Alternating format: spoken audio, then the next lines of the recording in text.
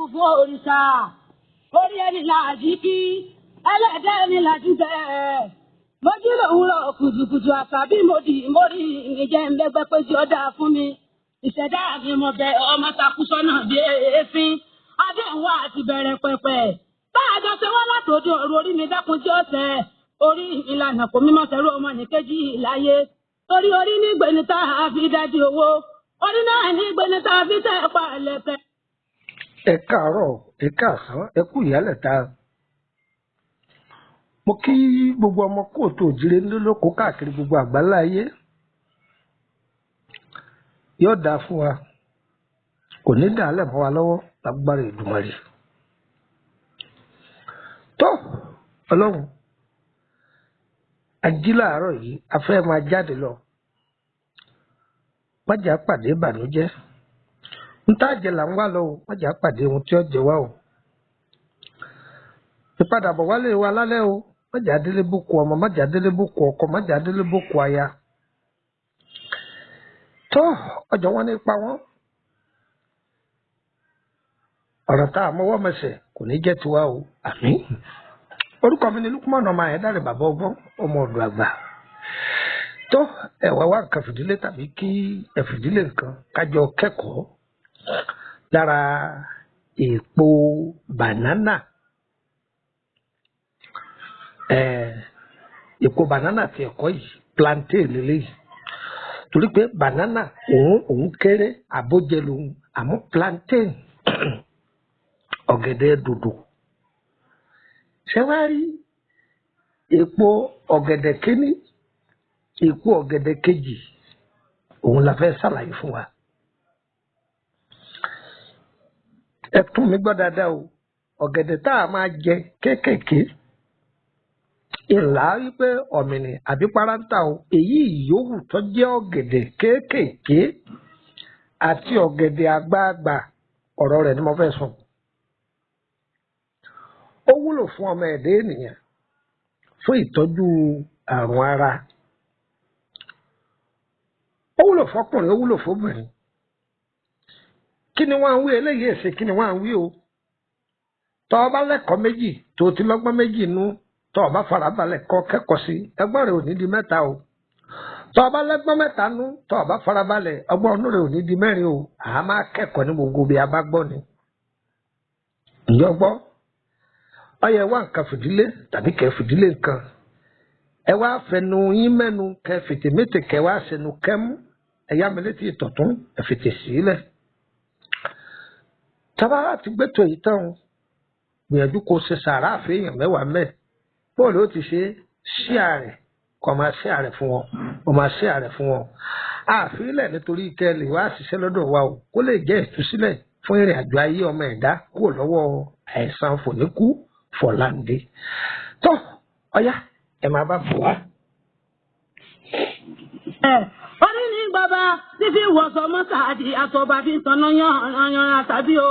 Orí mi jọ̀wọ́ jẹ́ ń bẹ́gbẹ́ pé o. Orí mi gbè mí o, ẹlẹ́dà mi gbè mí.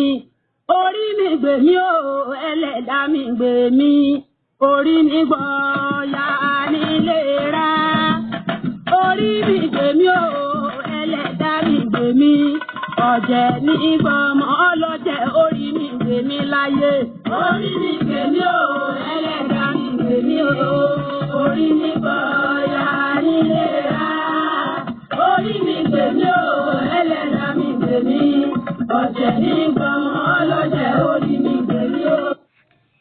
Orí gbogbo wa ó gbè wá, orí wa yóò ṣàlátìlẹ́yìn fún gbogbo wa, orí wo ò ní takò wá o. Ìwọ tó ní àrùn ọgbẹ́nú súnmọ́ bí. Ṣé ẹ rí èpo ọ̀gẹ̀dẹ̀ yìí méjèèjì? Àbíwọ̀ tó ní àrùn ìtọ̀ ṣúgà súnmọ́ bí. Àbíwọ̀ tó ní egbò àdáàjínà súnmọ́ bí. Báwo là á ṣe lò? Ṣé ẹ rí èpo ọ̀gẹ̀dẹ̀ yìí? Àwọn bàbá wọn wà àjọ yóò pọ̀, wọ́n wá kó sí agbada. Ẹ wá èèpo ọ̀bọ̀ ẹ̀gẹ̀ kéékèèké ẹ̀kọ́ lé lórí mo lérò pé ń gbọ́ mi dáadáa o èèpo ọ̀bọ̀ pẹ̀lú èèpo ọ̀gẹ̀dẹ̀ ọ̀tán ẹ̀jọ̀ ń lérò pé gbọ́ mo wí ẹ ti jó tán tẹ́ bá ti wá jó tán tẹ́ sọ̀ kalẹ̀ ẹ lọ́ lọ́múlọ́mú ṣẹlẹ́ni tí tọ́ba dàbẹ́ ní ká pé ó ní egbò àdá àjínà ẹni kọ́ máa fi sójú ẹsẹ̀ náà ẹ̀gbọ́ ọlọ́run ó lò ní sábàbí ẹ̀sọ́ kó de ní. ìtura ti sọ̀kan ẹ̀kẹrin fún wa iṣẹ́ títún ṣe bẹ́ẹ̀ sí jó yìí èèyàn máa jẹun ẹni tó bá jẹ́ pé ibà sábà máa la alálà púpọ̀ jù pé òun ń jẹun ojú oorun ẹni kò jó kalẹ̀ kó tó sùn lálẹ́ rọra ta díẹ̀ sẹ́nu kó fomi lò ó tán òṣùwọ̀n tí wọ́n fún ọ jẹ lójú oorun tí ó ṣiṣẹ́ fún ọ mọ́ọ́dọ̀ ó sì fọ́ èèpo ọ̀gẹ̀dẹ̀ iṣẹ́ kẹta títún sí rèé o ṣẹ́rí bó ṣe wà yìí ẹ̀gẹ̀ kéékèèké ẹ wá sá sórùn ẹ sá títí tí ó fi gbẹ tó bá ti wá gbẹ tán dáadáa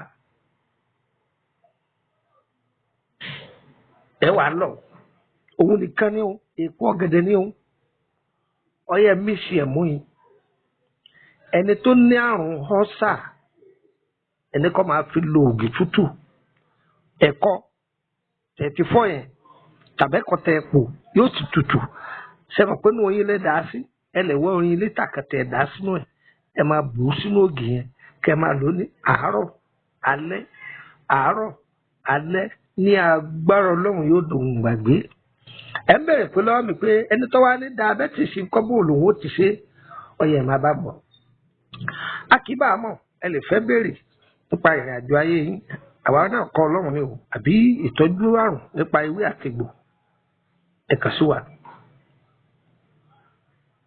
wa +23480 3298 3298 ẹ gbọ́ mi dáadáa +23480 3298 3298 ẹ jẹun fún yín ní MTN number kan sí +23481 33 155 111 nọ́mbà méjèèjì tí mo fi lẹ̀ hotline mi ni tẹ́ bá ti pè é dàrẹ́tì tí ò lọ mi ò sí Nàìjíríà ni ẹ pè WhatsApp ẹ máa gbé ẹ pè mí lórí WhatsApp ẹ tẹ́ bá tó pè mí tí mo gbé tán ní kẹrin pé fi mẹ́sẹ̀gì rẹ̀ ó dúró báwọn níwọ̀n fún yín ní nọ́mbà orílẹ̀-èdè Benin kan sí kò síbi tí mo wà tẹ́ bá pe nọ́mbà yìí yóò lọ kódà mo wà Nàìjíríà bí wọ́n wà ní Benin ní àbọ̀ wà ní ìlú tó bá sì tẹ́ àtijọ́ first country pé pè mí dàrẹ́tì yóò wọlé +229 54 65